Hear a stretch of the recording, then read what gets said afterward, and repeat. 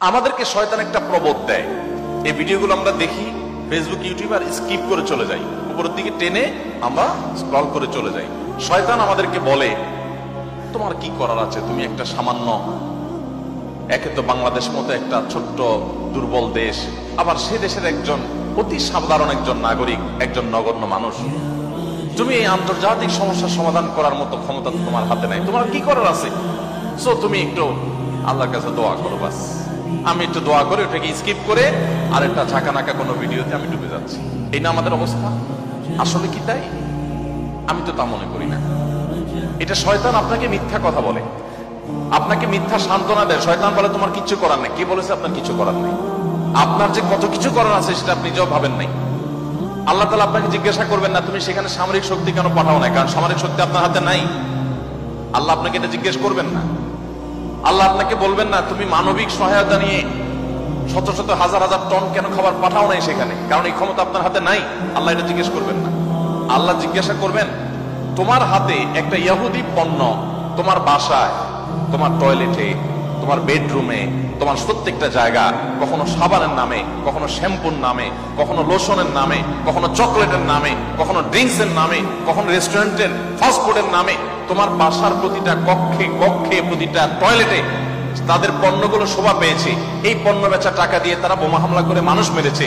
তুমি শুধুমাত্র তাদের প্রতি সিম্পেথি দেখাতে পারতে, সেটা তো দূরের কথা, উল্টো বরং তুমি সেই বোমা হামলার সঙ্গে জড়িত। তুমি জেনে হোক আর না জেনে হোক, তুমি বুঝে হোক আর না বুঝে হোক, তুমি কিন্তু সেই বোমা হামলার সাথে জড়িত। প্রতিদিন তুমি চাঁদা দিচ্ছ ফিলিস্তিনের মানুষকে হত্যা করবার জন্য।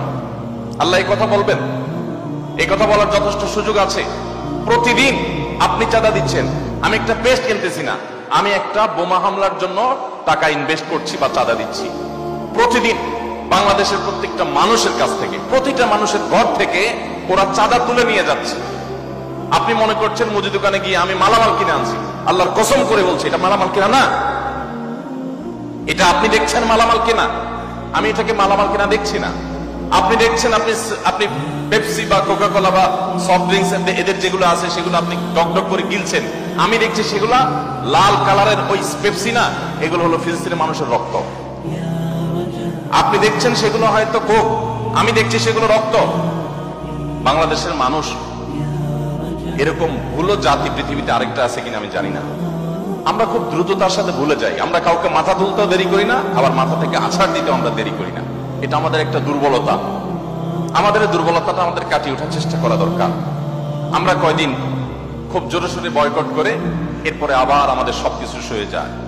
এক ভাই খুব চমৎকার বলেছেন, আমরা মানিয়ে নিয়েছি শোক, আবার উদরে ঢালছি কোক। আপনি নামাজ পড়তেছেন, আপনি সিজদা করতেছেন, আপনি অনেক কিছু করতেছেন, দিন শেষে আপনি মুসলমানদের হত্যার সঙ্গে জড়িত। আপনি নিরীহ মা শিশুগুলোকে হত্যার সাথে জড়িত, আপনি জানছেন না। আমরা মুসলমানরা যদি শুধুমাত্র তাদের পণ্যগুলো বয়কটটা যদি যথাযথভাবে করতে পারি, তাহলে তারা অন্তত 50% এমনিতেই সাইজ হয়ে যাবে। আমি তো মনে করি যে এই প্রেক্ষাপটে, এই বাস্তবতায়, ফিলিস্তিনের এই বাস্তবতা অন্তত আপনারা যদি প্রত্যেকে আন্তরিক হন এবং সচেষ্ট হন, তাহলে সেক্ষেত্রে আপনারা বাণিজ্যিকভাবেও লাভবান হতে পারেন, কিন্তু সেটা মূল উদ্দেশ্য থাকবে না। আপনারা মূলত দ্বীনি চেতনা থেকে এই কাজটি করবেন। আল্লাহ তাআলা আমাদের সবাইকে আমাদের যে দায়িত্বটুকু আছে সেই দায়িত্বটুকু আদায় করার তৌফিক দান করেন।